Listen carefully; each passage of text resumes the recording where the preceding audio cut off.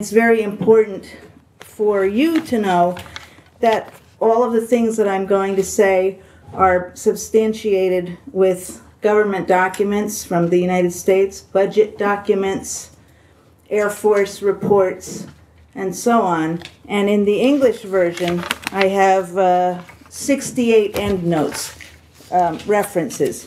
So those are available to you. If I say something that you find just impossible to believe, I can give you a link on the internet where you can look up the source document. So let me begin. And you do have the text in Swedish if you want to follow along. I will stay pretty close to that text. So President Obama's April 5th, 2009 speech in Prague launched a tidal wave of expectations around the world that the abolition of nuclear weapons was finally on the horizon. But Obama made conflicting statements in Prague, which have created confusion and misunderstandings about the current state of U.S. nuclearism and prospects for disarmament. His administration's foreign policy has similarly been characterized by contradictory positions, rhetorically emphasizing the importance of diplomacy, while in reality relying heavily on the use of force. Some believe that Obama's pledge to seek the peace and security of a world without nuclear weapons is unprecedented. Yet in the Nuclear Non-Proliferation Treaty itself, the U.S. and the other original nuclear weapon states pledged to end the arms race at an early date and to negotiate in good faith the elimination of their nuclear arsenals.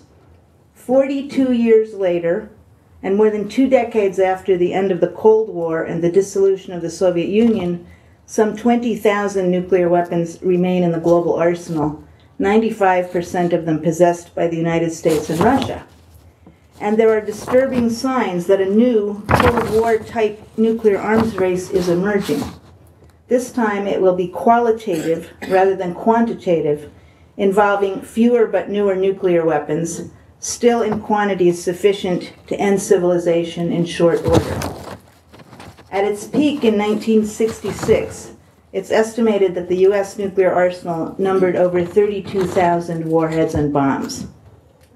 In 2010, the U.S. released information about the size of its nuclear arsenal, stating that as of the end of 2009, it had an active stockpile of 5,113 nuclear weapons. This number includes both active and inactive warheads, with the active category including strategic and non-strategic weapons maintained in operational, ready-for-use configuration, warheads that must be ready for possible deployment within a short time frame, and logistic spares. In addition, the U.S. has several thousand nuclear weapons listed as retired. Independent experts estimate that there are approximately 3,500 such retired warheads, and an unknown percentage of these supposedly retired warheads are being held in a managed retirement status, which requires that they be maintained in such a way that they could be reactivated should a catastrophic failure in the stockpile necessitate such action. And those descriptive terms I'm using are the actual quotes from the U.S. government document. Despite the dramatic reductions in numbers from the height of the Cold War, nuclear weapons continue to pose an existential threat to humanity and to life on this planet. As recent studies by climate scientists have shown, a nuclear war involving no more than 100 Hiroshima-sized nuclear weapons, that's only 0.3% of the global nuclear arsenal, 0.3% of the global nuclear arsenal, could have terrifying long-lasting effects on the global climate, leading to a drop in average surface temperatures, reduction of the ozone layer, and shortened agricultural growing seasons, leading to massive famine and starvation. And as the terrible earthquake, tsunami, and nuclear disaster in Japan have shown us once again, there could be no adequate response to the far larger catastrophe of a nuclear explosion in a city anywhere today. While earthquakes and tsunamis are acts of nature, a nuclear weapon's use is a 100% preventable, man-made act of hubris. and I would add, so is building nuclear reactors in active earthquake and tsunami zones. The U.S. government today is officially committed to modernizing its nuclear bombs and warheads, the submarines, missiles, and aircraft that carry them, and the laboratories and plants that design, maintain, and manufacture nuclear weapons. U.S. policy and budget documents all manifest an intent to keep thousands of nuclear weapons in active service for the foreseeable future, together with the capacity to bring stored weapons into service and to design and manufacture new weapons should they be desired. Russia's nuclear weapons programs and policies closely mirror those of the U.S. and are also reflected in the other nuclear weapon-possessing states. Paradoxically, cynically, or perversely, however you choose to define it, these programs are being driven by treaty negotiations understood by most of the world to be intended as disarmament measures. The Cold War and post-Cold War approach to disarmament was quantitative, based mainly on bringing down the insanely huge Cold War stockpile numbers, presumably en route to zero. But now disarmament has been turned on its head. By pruning away the grotesque Cold War excesses, nuclear disarmament for all practical purposes has come to mean fewer but newer nuclear weapons systems, with an emphasis on huge long-term investments in nuclear weapons infrastructures and qualitative improvements in the weapons themselves, projected for decades to come. And keep in mind that these nuclear weapons do not exist in isolation. While the personality at the top of the U.S. government changes from time to time, the architecture and special interests that underpin it have not. The U.S. spends nearly as much as the rest of the world's countries combined on its military. In 2010, the U.S. spent $698 billion on its military, more than the next 17 countries combined. U.S. military spending in 2010 was almost 6 times larger than the next biggest spender, China, and more than 11 times that of Russia. And in 2008, the United States spent an estimated $52.4 billion on nuclear weapons and associated costs alone.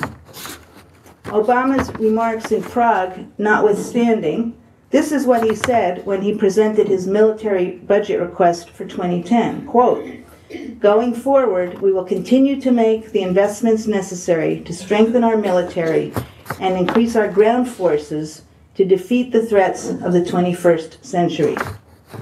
More than 2.5 million U.S. personnel are already deployed around the world. The U.S. military dominates the globe through its operation of 10 unified combatant commands, overseeing a network of more than 1,000 foreign bases in about 130 countries. Wait a minute, I just want, how can I take up, just because when you talk about this, it's so important to see the map here. So it is impossible. Well, the map here shows all the bases that she's talking about. I pointed them out on this map. It should be, but I don't know how to open this. Okay. You can scrutinize this map later on, because there you see where they are deployed. Right, and these unified combatant commands that I mentioned, that basically those are divisions that have, where the U.S. military has divided up the world into 10 zones, and which contain these 1,000 bases. And the global operations are coordinated by the United States Strategic Command, which is headquartered in Omaha, Nebraska, which is in charge of U.S. nuclear war planning. So in other words, the same strategic command that oversees the operation of the unified combatant commands and the military bases is also in charge of U.S. nuclear war planning. It's all integrated. A November 2010 White House fact sheet entitled, quote, "An Enduring Commitment to the U.S. Nuclear Deterrent," announced the Obama administration's plans, quote, "to invest more than $85 billion over the next decade to modernize the U.S. nuclear weapons complex that supports our deterrent." Still quoting, This level of funding is unprecedented since the end of the Cold War." End quote. This didn't include an additional $100 billion by 2020 to modernize the missiles and delivery systems that carry U.S. nuclear warheads. In testimony before a congressional committee on March 2nd, 2011, Dr. James Miller, a Deputy Undersecretary of Defense, increased the numbers again, stating, quote, "The administration's fiscal year 2012 budget reflects our commitment to the modernization of our nuclear arsenal for the long term, including some $125 billion over the next 10 years to sustain our strategic delivery systems, and about $88 billion over the same period to sustain our nuclear arsenal and modernize the infrastructure." Calling it, quote, "an unprecedented investment in ensuring the nuclear security of our country and our allies," Thomas D'Agostino, the administrator of the National Nuclear Security Agency, on February 16, 2011 declared, quote, "Despite the economic challenges facing our nation and the budget pressures being felt throughout the federal government, the President demonstrated his commitment to our mission by proposing an unprecedented investment in ensuring the nuclear security of our country and our allies," end quote. This huge sum was the price exacted by the U.S. military-industrial complex and its representatives in the Senate for ratification of the New START Treaty on December 22, 2010. The political conditions attached to Senate ratification in the U.S., mirrored by Russia, effectively turned START into an anti-disarmament measure. This was stated in so many words by Senator Bob Corker, a Republican senator from Tennessee, whose state is home to the Oak Ridge National Laboratory, the site of a proposed multi-billion-dollar uranium processing facility for nuclear weapons. He said, quote, "I am proud that as a result of ratification, we have been successful in securing commitments from the administration on modernization of our nuclear arsenal and support of our missile defense programs, two things that would not have happened otherwise. In fact, thanks in part to the contributions my staff and I have been able to make, the New START Treaty could easily be called the Nuclear Modernization and Missile Defense Act of 2010. In Prague, President Obama declared, quote, "To put an end to Cold War thinking, we will reduce the role of nuclear weapons in our national security strategy and urge others to do the same." But this was immediately followed by, quote, "Make no mistake, as long as these weapons exist, the United States will maintain a safe, secure, and effective arsenal to deter any adversary and guarantee that defense to our allies." So what exactly is this deterrent? What does deterrence mean? It's really key to unraveling this whole problem. A typical understanding of Cold War deterrence meant maintaining the capacity to inflict a devastating retaliatory second strike or mutually assured destruction if either the United States or the Soviet Union attacked the other with nuclear weapons. But what did it really mean? What does it mean now? To jump directly to the punchline, deterrence encompasses the entire military-industrial complex and the national security state and elites that it serves, and not only in the United States. Deterrence is an ideology which has outlived its Cold War origins and is used by the nuclear weapons states to justify the perpetual possession and threatened use, including first use, of nuclear weapons. Deterrence in post-Cold War U.S. national security doctrine goes well beyond the threat of retaliation. As stated in a September 2008 Department of Defense report on the Air Force's nuclear mission, quote, "Though our consistent goal has been to avoid actual weapons use, the nuclear deterrent is used every day by assuring friends and allies, dissuading opponents from seeking peer capabilities to the United States, deterring attacks on the United States and its allies from potential adversaries, and providing the potential to defeat adversaries if deterrence fails," end quote. In other words, The U.S. uses the threat of nuclear attack the same way a bank robber might use a gun held to the temple of a bank teller. In his 2007 book, Empire and the Bomb, How the U.S. Uses Nuclear Weapons to Dominate the World, Joseph Gerson wrote, on at least 30 occasions since the atomic bombings of Hiroshima and Nagasaki, every U.S. president has prepared and or threatened to initiate nuclear war during international crises, confrontations, and wars, primarily in the Third World. Just to give you some examples, in 1996, President Clinton made a covert nuclear threat against an alleged underground chemical weapons facility in Libya.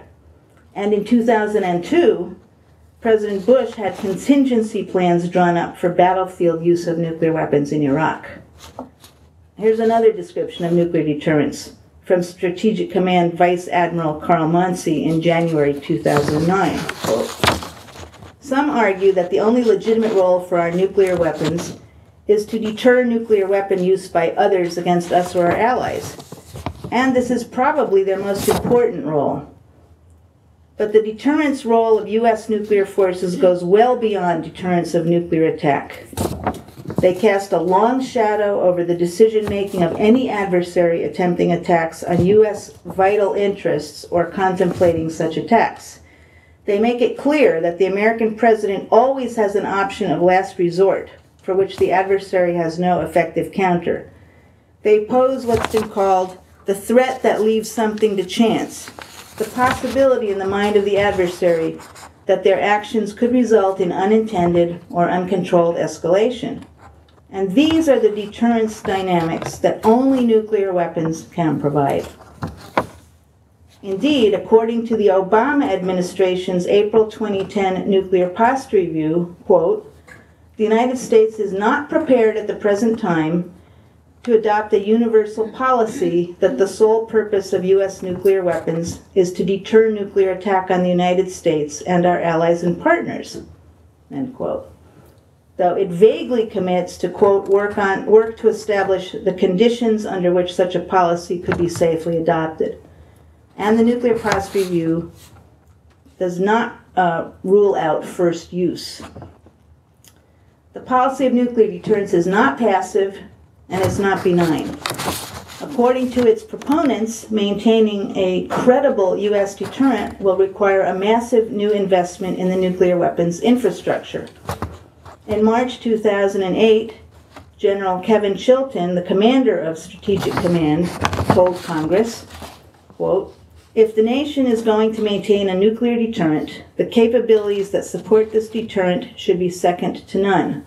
We must care for the stockpile, whether we possess one weapon or thousands.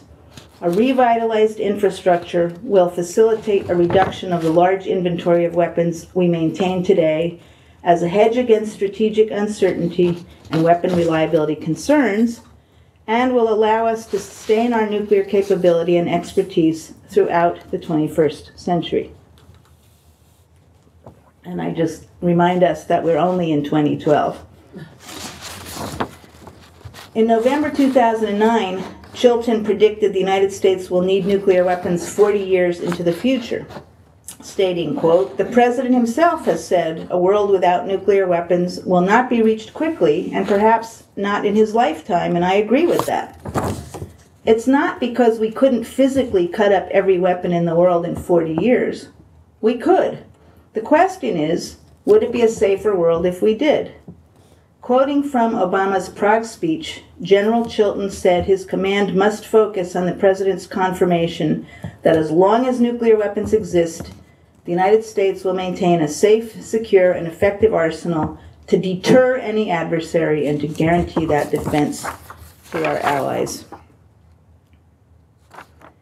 In a profoundly disturbing speech to the U.S. Institute of Peace on October 21, 2009, Secretary of State Hillary Clinton said, quote, we are sincere in our pursuit of a secure, peaceful world without nuclear weapons.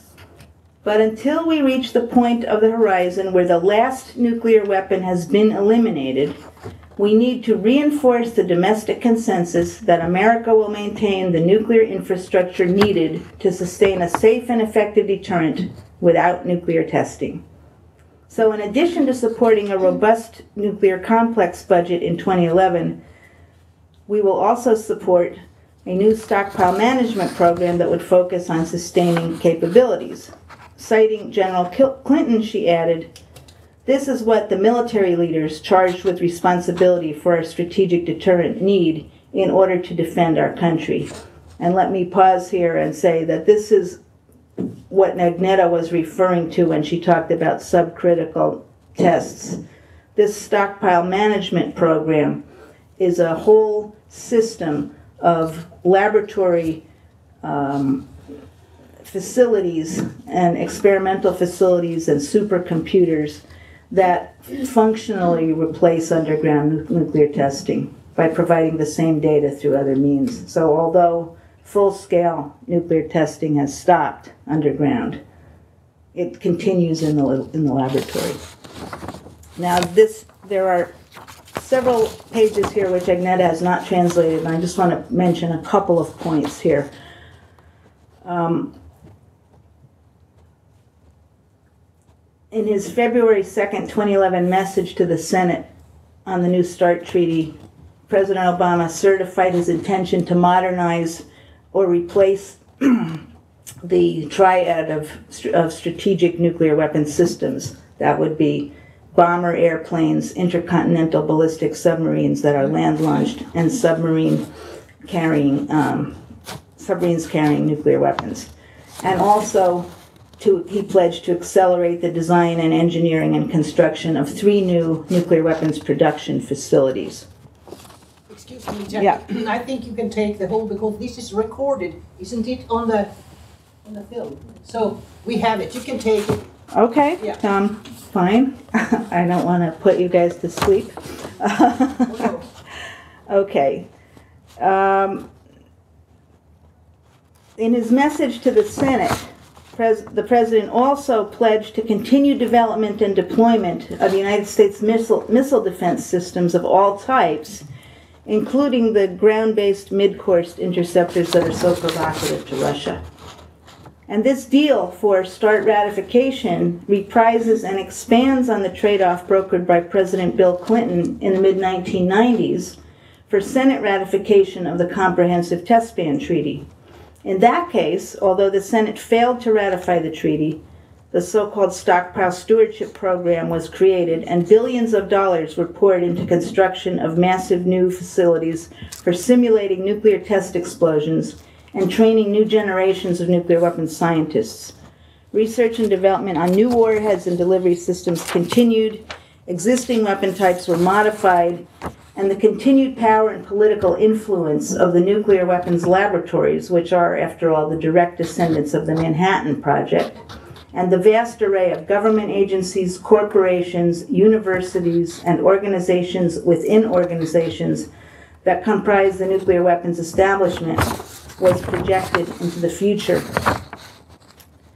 As pointed out by United Nations Secretary General Ban Ki-moon in October 2008, quote, "Most states have chosen to forgo the nuclear option, yet some states view possession of such weapons as a status symbol. And some states view nuclear weapons as offering the ultimate deterrent of nuclear attack, which largely accounts for the estimated 26,000 that still exist.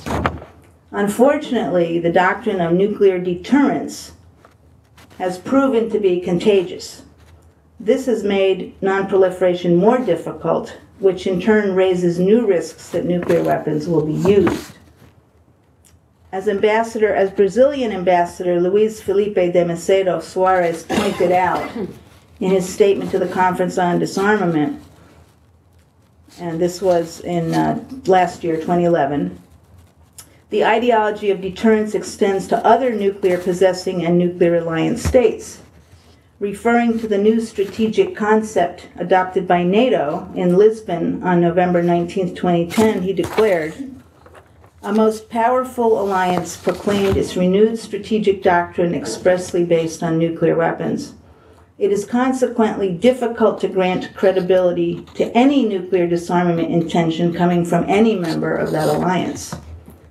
Indeed, mirroring President Obama's Prague language, the strategic concept states, quote, as long as nuclear weapons exist, NATO will remain a nuclear alliance.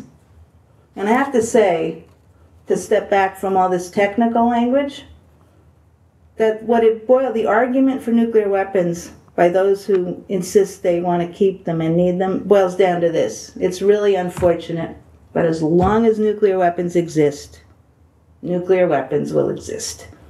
And that's just the logic of it. Mirroring President Obama's, let's see, where did I get this? Yes, I did said that already. So while the United States continues to maintain 150 to 200 tactical nuclear weapons at 6 bases in 5 NATO countries, according to NATO's strategic concept, the supreme guarantee of the security of the Allies is provided by the strategic nuclear forces of the alliance, particularly those of the United States, the independent strategic nuclear forces of the United Kingdom and France, which have a deterrent role of their own, contribute to the overall deterrence and security of the Allies. In a speech detailing the goals of the upcoming May 2012 NATO summit in President Obama's hometown of Chicago, NATO Secretary General Anders Fogh Rasmussen stated, quote, "To fulfill its essential purpose of safeguarding our security, the alliance needs the appropriate mix of capabilities, conventional, nuclear, and missile defense. We are currently reviewing that mix for approval in Chicago." And I would note that there was supposed to be a NATO-Russia side meeting in in Chicago, which was canceled because the two sides were so far apart on the question of missile defenses. As calculated by Randy Rydell, the senior political affairs officer of the United Nations Office for Disarmament Affairs, today over half the world's population lives in countries whose national security postures explicitly depend on nuclear weapons and the doctrine of nuclear deterrence.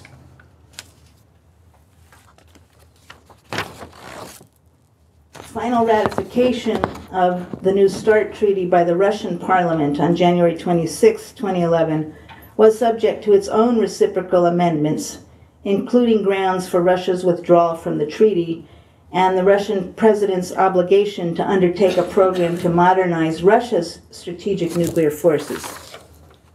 Grounds for withdrawal include the unilateral deployment by the U.S. of missile defense systems and the adoption of strategic non-nuclear weapon systems, that is, conventional prompt global strike systems by the U.S. without Russia's approval.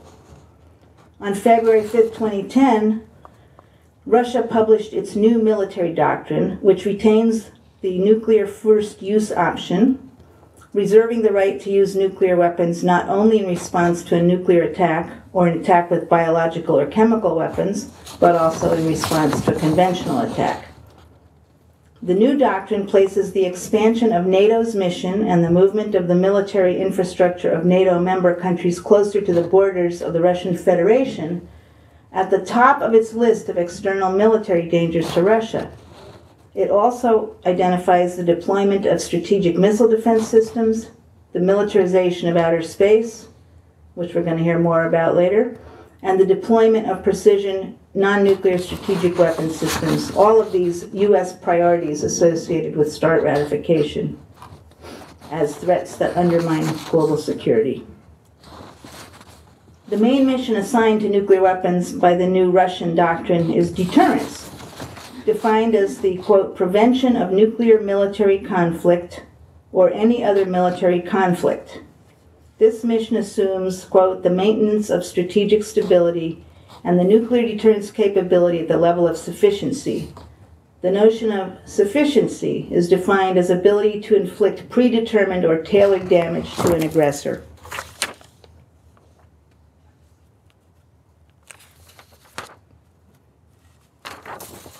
It is obvious to me that the ideology of nuclear deterrence must be directly challenged.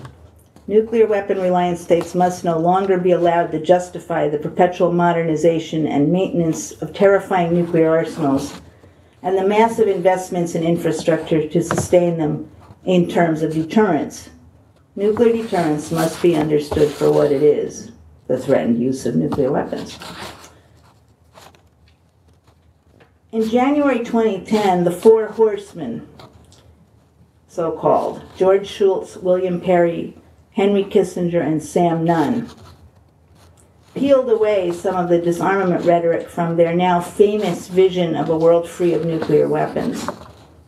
You all know what I'm talking about? These are the four former Cold Warriors who got all kinds of attention for supposedly coming out for the abolition of nuclear weapons.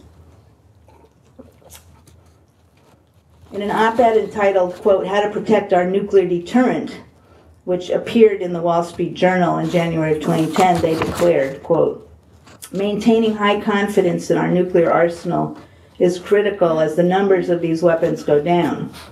The United States must continue to attract, develop, and retain the outstanding scientists, engineers, designers, and technicians we will need to maintain our nuclear arsenal, whatever its size, for as long as the nation's security requires it." And they warned, quote, "The deadliest weapons ever invented could fall into dangerous hands," calling for a substantial increase in funding for the U.S. nuclear weapons laboratories and a modernized nuclear weapons infrastructure to prevent this from happening. The Four Horsemen's analysis and recommendations were endorsed by Vice President Joseph Biden 10 days later in another Wall Street Journal op-ed announcing the administration's inflated fiscal year 2011 budget request. Unfortunately, this circular reasoning is very short-sighted. Investing in a modernized nuclear weapons infrastructure will be viewed as hypocritical by other nations, and it will provide the next president and future presidents the means to design and build new nuclear weapons if they so choose, and thus to spark new arms races. In their op-ed, the Four Horsemen invoked the specter of nuclear weapons falling into quote-unquote dangerous hands 3 times. Yet in whose hands are nuclear weapons safe? The only hands that have used them so far? As the Hans Blix-led Weapons of Mass Destruction Commission stated in its 2006 report, the Commission rejects the suggestion that nuclear weapons in the hands of some pose no threat, while in the hands of others they place the world in mortal jeopardy. As they wisely observed, quote, "Governments possessing nuclear weapons can act responsibly or recklessly. Governments may also change over time. In short, nuclear weapons are dangerous in anyone's hands." In a time of twin global economic and environmental crises and growing competition over natural resources, the dangers of conflicts among nuclear armed states are increasing. Frankly, I'm much more concerned about the potential for escalation of conflict among nuclear armed states leading to nuclear war than I am about the potential use by a state of nuclear weapons which do not yet exist, or by subnational groups that do not yet have them. We can't afford to wait decades more for the elimination of nuclear weapons. Seriously moving toward abolition of nuclear weapons will require taking on other challenges as well, but this is not a reason to delay any longer delegitimizing deterrence and eliminating the role of nuclear weapons in national security policies. I've identified some of the, and this is where we pick up again in Swedish for those of you who are following the text. I've identified some of the inconvenient truths that lie between the recent wave of promising rhetoric and the realities that will have to be addressed to bring its promise to fruition. Another inconvenient truth is the NPT Article 4 promise of peaceful nuclear technology to states that agree to forego nuclear weapons. Article 4 of the NPT refers to an inalienable right of non-nuclear weapon states to develop nuclear energy for peaceful purposes.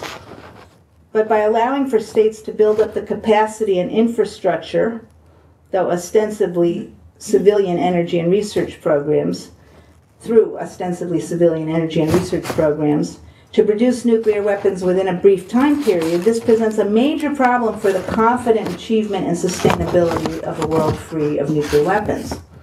The pursuit of nuclear technology, as we're seeing with Iran, has become a leading cause of controversy and conflict around the world due to the inherently dual-use nature of the nuclear fuel cycle.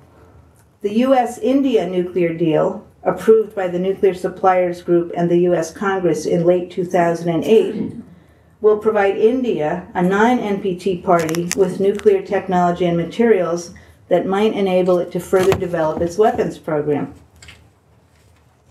It was reported at the time that Pakistan and Israel, both non-NPT nuclear armed states, were pursuing similar deals.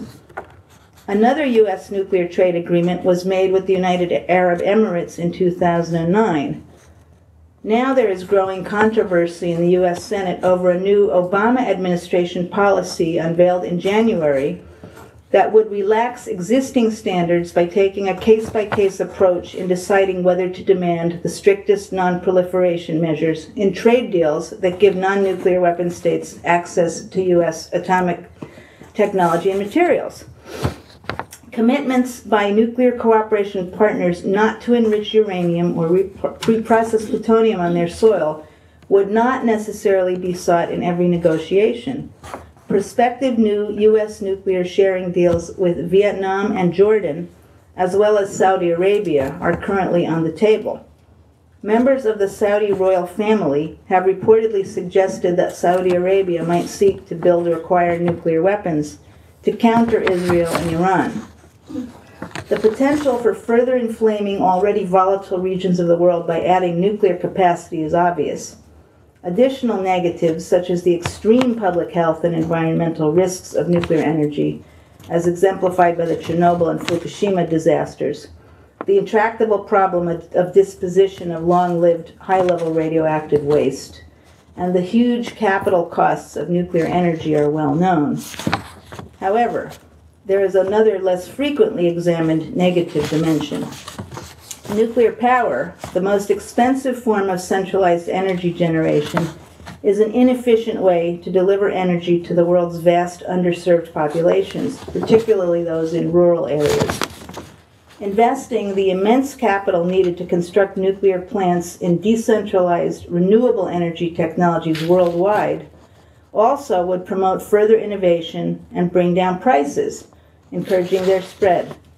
This approach would improve energy access, provide employment, and broaden the economic potential of areas left out of the current system of corporate globalization, reducing both greenhouse gas emissions and oil consumption, and reducing as a consequence competition for shrinking oil and gas supplies that is, among other things, a significant factor driving global conflict. So I want to talk about atoms for peace, then and now. In connection with the Nuclear Security Summit in Seoul, Korea last week, President Obama addressed an audience at Hankook University, reprising his inspiring rhetoric of the 2009 Prague speech, and with an eye towards the upcoming NPT PrepCom meeting, he stated, quote, "America's leadership has been essential to progress in taking concrete steps towards a world without nuclear weapons. As party to the Nuclear Non-Proliferation Treaty, this is our obligation, and it's one that I take very seriously. But I believe the United States has a unique responsibility to act. Indeed, we have a moral obligation. I say this as president of the only nation ever to use nuclear weapons."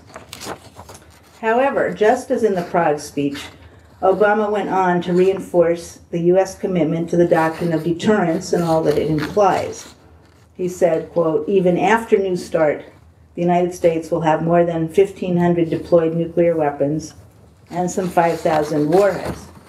I firmly believe that we can ensure the security of the United States and our allies, maintain a strong deterrent against any threat, and still pursue further reductions in our nuclear arsenal." After sternly warning Iran and North Korea that nuclear weapons aspirations on their parts would not be tolerated, without a trace of irony, Obama declared, quote, "For the global response to Iran and North Korea's intransigence, a new international norm is emerging. Treaties are binding, rules will be enforced, and violations will have consequences. We refuse to consign ourselves to a future where more and more regimes possess the world's most deadly weapons." I was amazed to read what came next. Quote, a renewed commitment to harnessing the power of the atom, not for war, but for peaceful purposes, end quote. He goes on, quote, after the tragedy at Fukushima, it was right and appropriate that nations moved to improve the safety and security of nuclear facilities. As we do, let's never forget the astonishing benefits that nuclear technology has brought to our lives. Nuclear technology helps make our food safe. It prevents disease in the developing world. It's the high-tech medicine that treats cancer and finds new cures. And of course, it's the energy, the clean energy, that helps cut the carbon pollution that contributes to climate change. That's why in the United States, we've restarted our nuclear industry. We've supported the first new nuclear power plant in 3 decades. In a stunning expression of what I can best describe as magical thinking, President Obama concluded by describing perfectly the inextricable link between nuclear powers and nuclear weapons, and then wishing it away. He said, quote, we all know the problem.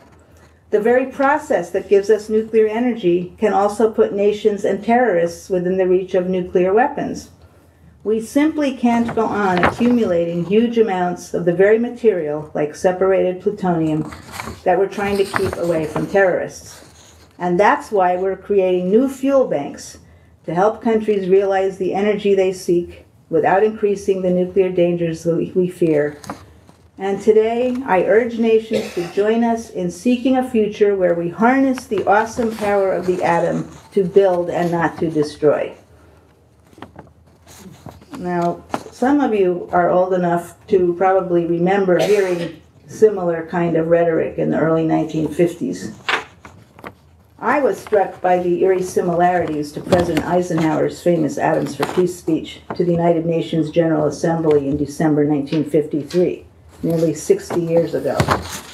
In that speech, Eisenhower acknowledged the terrible destructive power represented by the then growing U.S. nuclear arsenal.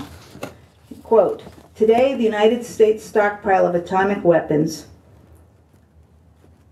which of course increases daily, exceeds by many times the total explosive equivalent of the total of all bombs and all shells that came from every plane and every gun in every theater of war in all the years of World War II. And I note that when he said that, the U.S. had 1,161 nuclear weapons. Today, there are about 8,500. Eisenhower warned of the dangers of a looming nuclear arms race with the Soviet Union, and that, quote, the knowledge now possessed by several nations will eventually be shared by others, possibly all others. Seeking a way out of this conundrum, he declared, quote, my country's purpose is to help us move out of the dark chamber of horrors into the light, to find a way by which the minds of men, the hopes of men, the souls of men everywhere can move forward towards peace and happiness and well-being. Calling for the elimination of nuclear weapons, he made a bold proposal. Quote, the United States would seek more than the mere reduction or elimination of atomic materials for military purposes. It is not enough to take this weapon out of the hands of the soldiers. It must be put into the hands of those who will know how to strip its military casing and adapt it to the arts of peace. The United States knows that if the fearful trend of atomic military buildup can be reversed, this greatest of destructive forces can be developed into a great boon for the benefit of all mankind. The United States knows that peaceful power from atomic energy is no dream of the future. That capability, already proved, is here now, today.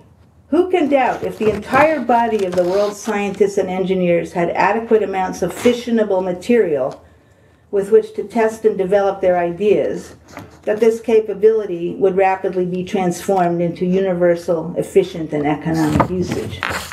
End quote.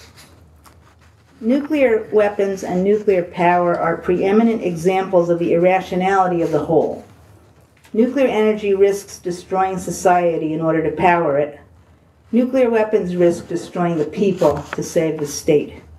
As global tensions rise over speculation about Iran's and North Korea's nuclear intentions, apparently we haven't learned anything.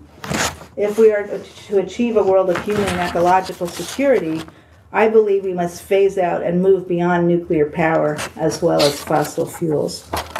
Now, the next section of the paper is specifics about nuclear weapons budgets and modernization programs in all the nuclear weapon states. And I'm not going to read it, take the time to read through that. You have it, but I'll just make a couple of key points. But I think this is important to understand the difference between the United States of America and, for instance, Russia and China. The budget is striking to read, so I urge you to take this as well. I will happily do so. Please do. Are you doing okay out there? All right. Oh no, you don't. You can stand up if you want. Okay. She's almost finished. Let me have a sip of water. Okay. So the big picture is that due largely to government secrecy, it is nearly impossible to calculate total annual spending on nuclear weapons. But according to a June 2011 nuclear weapons cost study by Global Zero, as a conservative estimate, world spending on nuclear weapons and related programs will surpass $1 trillion in total over the next decade.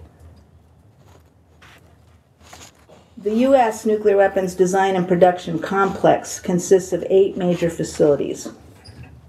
The Obama administration's fiscal year 2013 request for nuclear weapons activities, that is, programs directly related to maintenance and modernization of warheads, which is funded by the Department of Energy National Nuclear Security Administration, is approximately $7.6 billion, an increase of about 5% above the 2012 enacted level.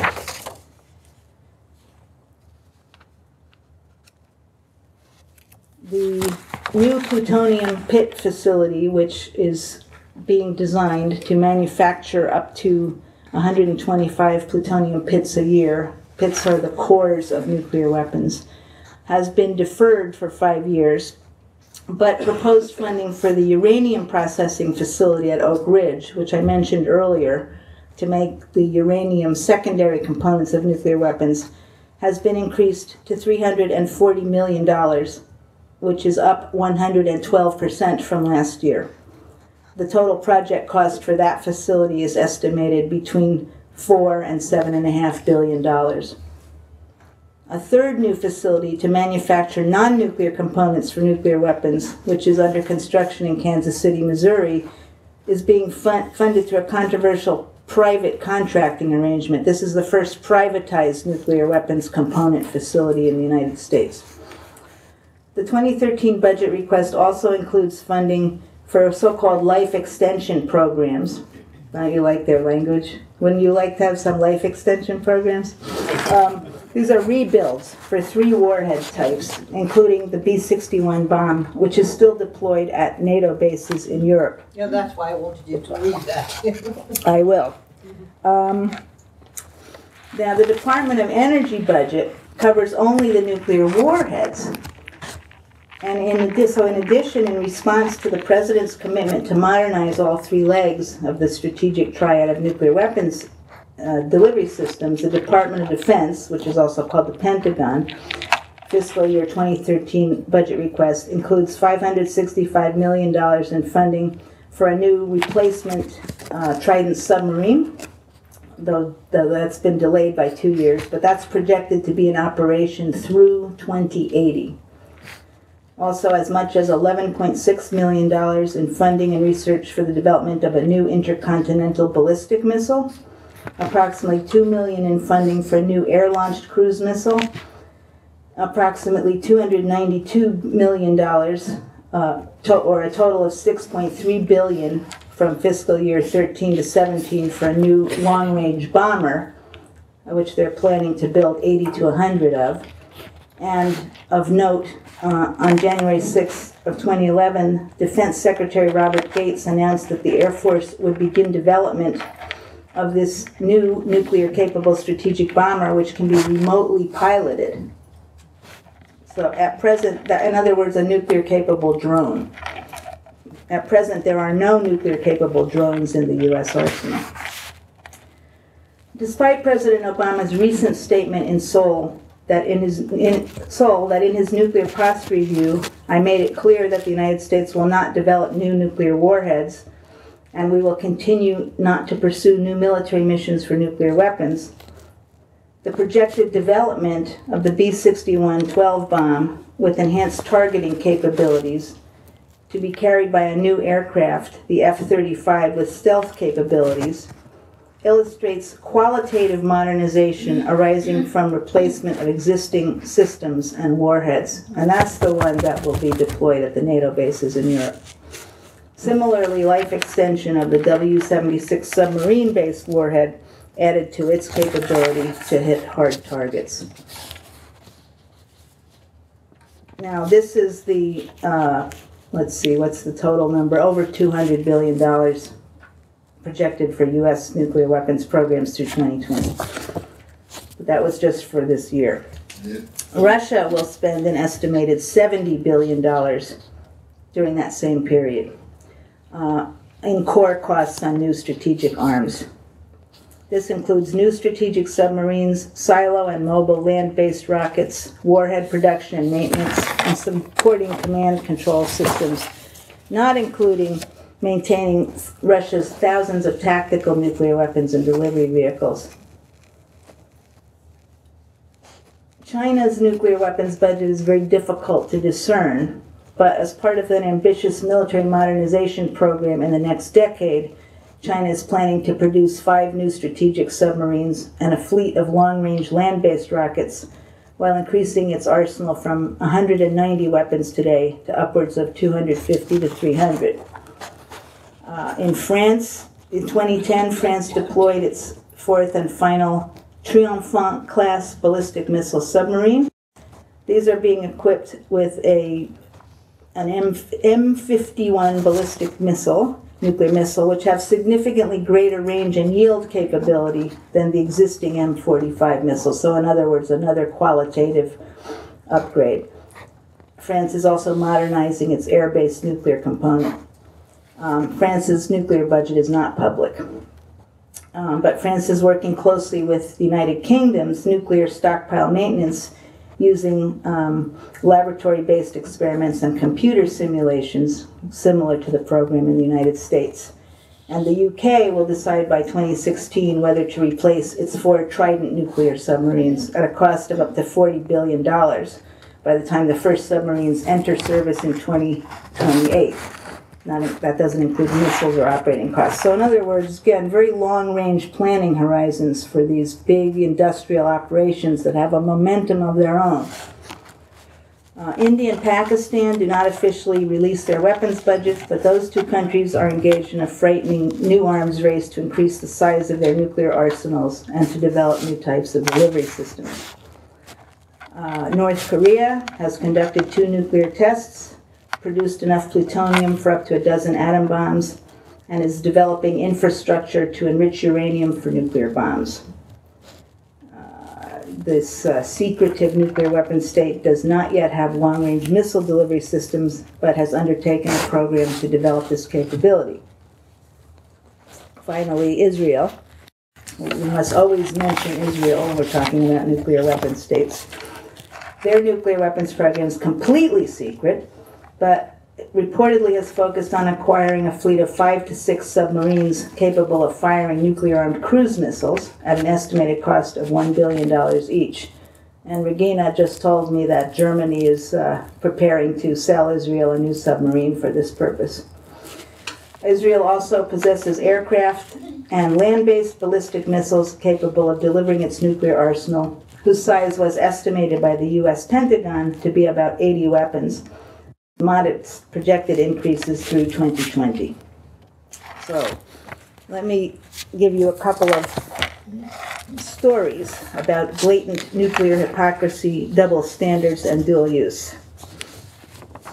While the U.S. government very publicly lectures and threatens Iran and North Korea about the evils of nuclear weapons and missiles, little known to most people, it routinely test fires its own long-range nuclear missiles and warheads from Vandenberg Air Force Base in California. Each test launch sends a clearly implied nuclear threat to the world. On June 22, 2011, the U.S. Air Force Global Strike Command launched a minute, and listen to, I mean, that's their name. The U.S. Air Force Global Strike Command launched a Minuteman III intercontinental ballistic missile from Vandenberg. The missile, carrying a simulated nuclear warhead, traveled 4,200 miles before hitting its predetermined target in the Marshall Islands. According to the missile director, quoted in an Air Force press release, quote, Minuteman III test launches demonstrate our nation's ICBM capability in a very visible way, deterring potential adversaries while reassuring allies. These launches provide valuable information on the missile's effectiveness in its intended operational environment. You understand? They simulate an actual use. The U.S. maintains 488 Minuteman III missiles on high alert in silos in Wyoming, Nebraska, and North Dakota. The most recent Minuteman III test launch was conducted on February 25, 2012. According to the Air Force, each missile test costs more than $20 million. According to the U.S. Census Bureau, in 2010, nearly 1 in 6 Americans was living in poverty, the highest level since 1993. On February 9th of this year, in a State Department press release, spokesperson Victoria Nuland declared that, quote, with regard to U.S. sanctions against Iran, we don't want to hurt the Iranian people any more than we need to. But they are living in a state with a government that would rather spend money on a nuclear weapons program than on the welfare of its people. And that's why we are compelled to increase the pressure and increase the isolation until they see the light. That one is the most amazing quote of its type I have ever found. Here's the second story. On March 16, 2012, North Korea declared its intention to place an orbiting system into space via a long-range rocket launch, setting off an international media uproar. The rocket launch in April will commemorate the 100th anniversary of the birth of North Korea's founder, Kim Il-sung. The U.S. State Department claims that a long-range rocket launch would violate UN Security Council resolutions which prohibit North Korean ballistic missile firings. North Korea's official news agency claims that the rocket will carry an Earth observation satellite into space. According to that same U.S. State Department spokesperson Victoria Nuland, quote, North Korea's announcement that it plans to conduct a missile launch in direct violation of its international obligations is highly provocative, end quote. The U.S. sentiments were echoed by Russia and Japan, who also believe that the rocket launch is part of an effort to develop a long-range ballistic missile. The U.S. strongly signaled that it would call off a bilateral nuclear shutdown for food deal with North Korea if it goes through with the long-range rocket test, and has subsequently put that deal on hold. Meanwhile, with little fanfare on March 23rd, just last week, Vandenberg Air Force Base issued a press release announcing that it is scheduled to launch a Delta IV medium rocket carrying a, quote, national security payload on March 29th. The classified national security payload is probably a spy satellite. North Korea has accused the U.S. of being confrontational and applying double standards on satellite capabilities. According to a spokesman for the North Korean Foreign Ministry, quote, we will never give up the launch of a satellite for peaceful purposes. He suggested that the Obama administration drop the confrontation conception and make a bold decision to acknowledge that we also have a right to launch satellites.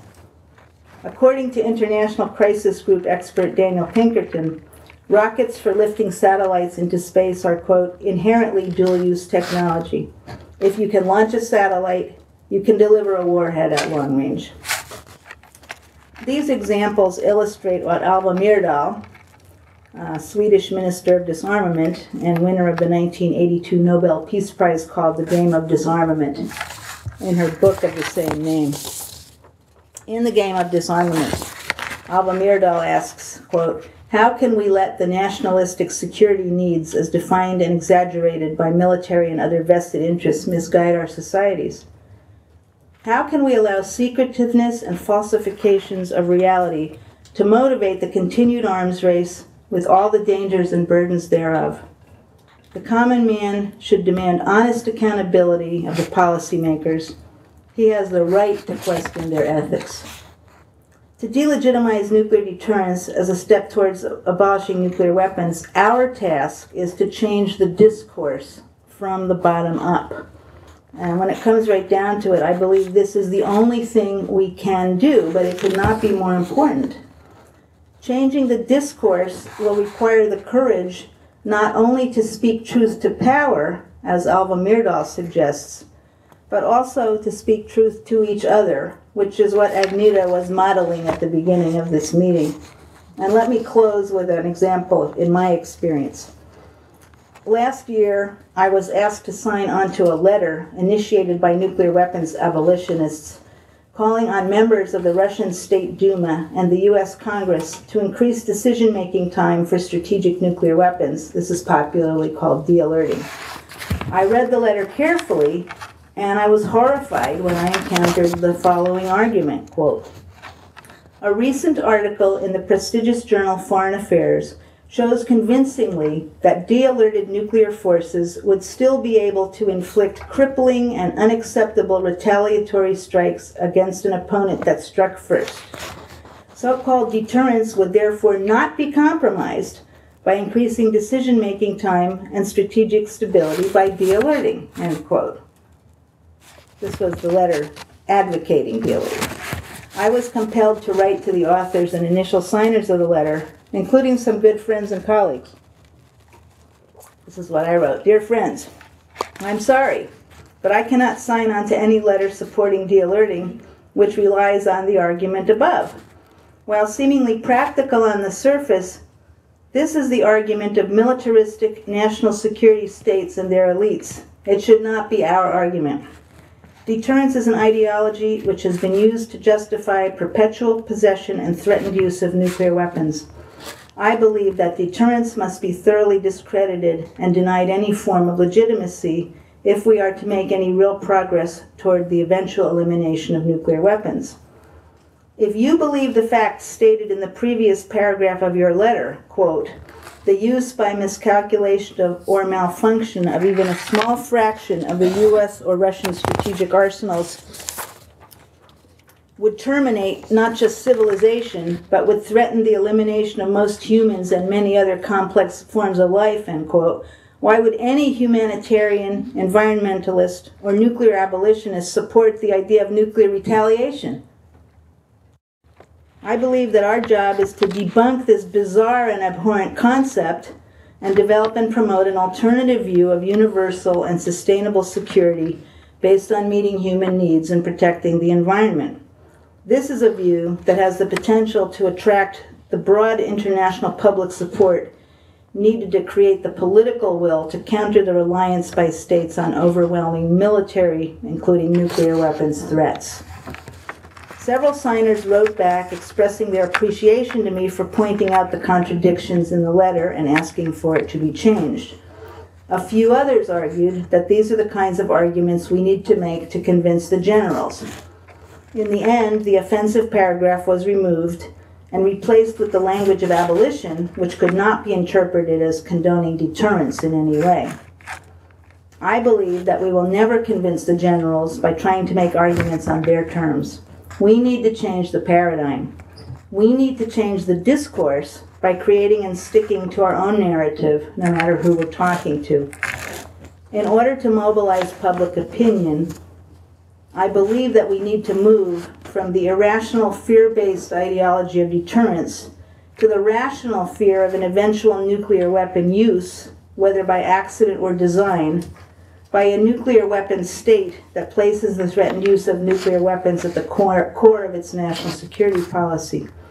We also need to stimulate a rational hope that security can be redefined in humanitarian and ecologically sustainable terms that will lead to the elimination of nuclear weapons and dramatic demilitarization, freeing up tremendous resources desperately needed to address universal human needs. And I end there. Thank you.